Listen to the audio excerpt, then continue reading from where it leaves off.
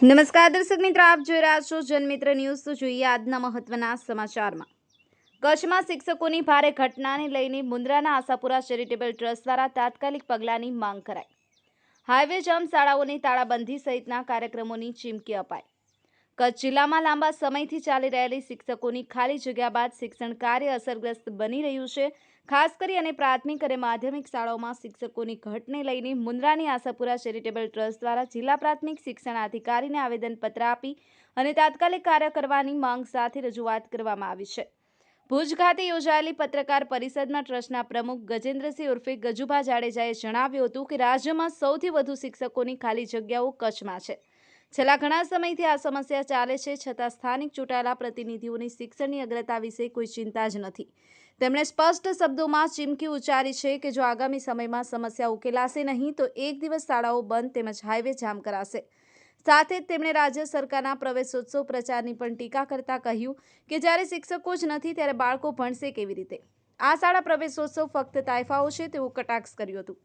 આ અંગે ગ્રુપના તખતસિંહ સોઢાએ જણાવ્યા અનુસાર કચ્છની 1600થી વધુ પ્રાથમિક શાળાઓ પૈકી 100 શાળામાં એક પણ શિક્ષક નથી, જ્યારે 150 શાળાઓ માત્ર એક શિક્ષકના ભાર પર ચાલે છે। માધ્યમિક અને ઉચ્ચતર માધ્યમિક શાળાઓમાં પણ 500 જેટલી શાળાઓમાં શિક્ષકોની મોટી ખામી છે। બની પચનમના આગેવાન ઉપર સમાએ જણાવ્યું કે લખપત, અબડાસા, ખડીર જેવા વિસ્તારોમાં મોટાભાગની શાળાઓ શિક્ષક વિહોણી છે। તેમણે કહ્યું કે મારા પોતાના તુગા ગામમાં પણ એક પણ શિક્ષક નથી। આડેસરના અજયપાલસિંહ જાડેજાએ રાપર તાલુકાની સ્થિતિ અંગે જણાવ્યું કે આડેસરમાં લગભગ 50% જેટલી શિક્ષક ઘટ જોવા મળે છે। તેઓએ આરોપ મૂક્યો છે કે શિક્ષણ મંત્રી તરીકે કચ્છના પ્રભારી હોવા છતાં સરકાર કચ્છ સાથે અન્યાય કરી રહી છે। અંજારના યુવરાજસિંહે પણ આ મુદ્દે વિચાર વ્યક્ત કરતા જણાવ્યું કે કચ્છમાં શિક્ષકોની ખાલી થઈ રહેલી જગ્યાઓ ભરી શકે તેમ છે, તેમ છતાં તેમને બીએલઓ જેવી બિનશૈક્ષણિક કામગીરી સોંપી રહી છે। ગનીભાઈ સુમરા, જનમિત્ર ન્યૂઝ, ભુજ। આ પ્રશ્ન ઉઠાવ્યો કચ્છમાં શિક્ષકની ઘટ અંગેનો, તો એ પ્રશ્ન અંગે તમારું આવનારા સમયમાં આ પ્રશ્ન તો છે, બધા જાણે છે, અને ઉકેલ માટે તમે કેટલી હદે પ્રયાસ કરશો? કારણ કે આ એમ સરળ નથી કે આ પ્રશ્ન તમે કહો ને ઉકેલાઈ જાય એમ। હું ગજેન્દ્રસિંહ જાડેજા, પ્રમુખ આશાપુરા ચેરિટેબલ ટ્રસ્ટ। આજની જે પ્રેસ કોન્ફરન્સ છે એ બાબતે વાત કરું તો કચ્છમાં લગભગ ઘણા દાયકાઓથી શિક્ષકોની ઘટનો પ્રશ્ન ચાલે છે। મતલબ આજકાલનો પ્રશ્ન નથી, 2-5 વર્ષનો કોઈ પ્રશ્ન નથી, વર્ષોથી શિક્ષકોની ઘટ બાબતે કચ્છની મીડિયાની અંદર આપ જોતા હશો ને ડેટા ઘટાવો તો એમાં ખબર પડે કે 40-50% ઘટ એવરેજ રહે જ છે રમેશ। એના કારણે કચ્છનું શિક્ષણ દિવસે દિવસે નબળું થતું જાય છે। કચ્છના જે શિક્ષણની વાત કરું તો એ નબળા શિક્ષણના કારણે કચ્છના જે ઉમેદવારો છે એ કોઈ પણ સરકારી ભરતીની અંદર ઉમેદવારી નોંધાવે તો એની અંદર પાસ થતા નથી। મેઇન ખાસ કરીને આપણે પોલીસ વિભાગ હોય, વહીવટી વિભાગ સરકારી હોય યા શિક્ષણ ક્ષેત્ર હોય, યા સરકારી કોઈ પણ વિભાગની અંદર મૂળ કચ્છના માત્ર 5-7%, વધીને 10% નોકરી કરતા આપણને જોવા મળશે। એનું મુખ્ય કારણ જે દાયકાઓથી જે શિક્ષણ નબળું છે, પ્રાઇવેટ જે સેક્ટર છે કે ઉદ્યોગો, એની અંદર પણ 2-5% માત્ર મૂળ કચ્છનાઓને નોકરી મળતી હોય છે। એનું પણ મોટામાં મોટું જો કારણ હોય તો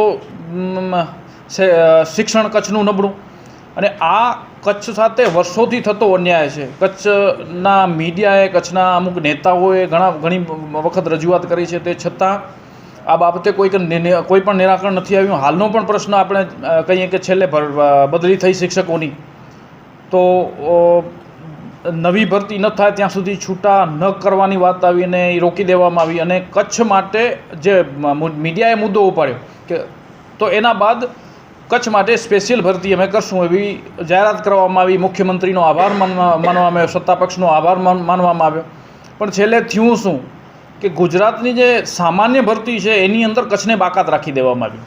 13,500ની ગુજરાતની અંદર ભરતી થઈ ગઈ।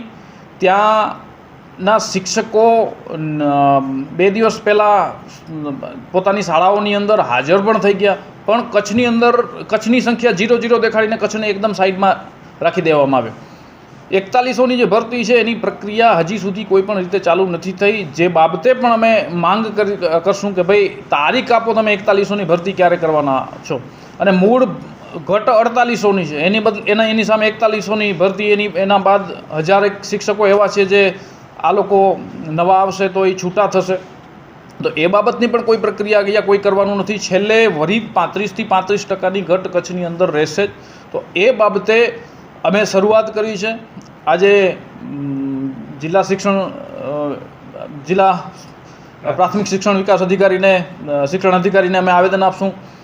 જિલ્લા વિકાસ અધિકારીને પણ આવેદન આપશું. એ બાબતે રજૂઆત કરશું. જો આ પ્રશ્નનું નિરાકરણ તાત્કાલિક નહીં થાય તો આવનારા સમયમાં અલગ અલગ અમારા આયોજનો છે. આવતા સોમવારે કલેક્ટરશ્રીને આખા કચ્છને જે પણ જાગૃત નાગરિકો છે, જે પણ ચૂંટાયેલા પ્રતિનિધિઓ છે યા એસએમસીના પ્રમુખ છે, બધાને ભેગા કરીને આવેદન આપશું કે અને માંગ સાથે જો તોય પણ નિરાકરણ નહીં થાય તો સ્કૂલો બંધ રખાવાનું પણ આહવાન કરશું અને એના સિવાય આગળની રણનીતિ ભવિષ્યમાં તૈયાર કરશું. બાબુ, ખાસ કરીને એક પ્રશ્ન છે, હજુ સુધી ભરતી નથી રહી તો હવે આપણે ભૂતકાળનો અનુભવ છે, જેમ અત્યારે 3 લાખ રૂપિયા ઓલામાં એનું બોન્ડ છે, તો અમે આ વાત અગાઉ પણ શિક્ષણ વિભાગમાં કરી છે કે 10 લાખ રૂપિયા કચ્છમાં નિવૃત્તિવાળી જે આપણી સ્કીમ છે 41 એનું બોન્ડની ક્યાંય વ્યવસ્થા નથી. તો બોન્ડ તો હોય તો જરા એને વજન લાગશે અને જલ્દી એ નીકળીને નકર રિઝાઇન કરીને પણ નીકળી જશે. બીજે ભરતી થશે ત્યારે અહીંયા રિઝાઇન કરશે. તો હાલત તો એવી રહેશે. એટલે 10 લાખથી નીચેનું કોઈ બોન્ડ ન હોવું જોઈએ. બોન્ડ હોય એના માટે તમે શું પ્રયત્ન કરો? આમાં એવું થાય છે કે આ જે પ્રશ્નનું નિરાકરણ માટે મૂળ કચ્છના જે પણ ઉમેદવારો છે એને કોઈને કોઈ રીતે છૂટછાટ આપી અને ભરતી કરવી જોઈએ. કારણ કે પહેલાં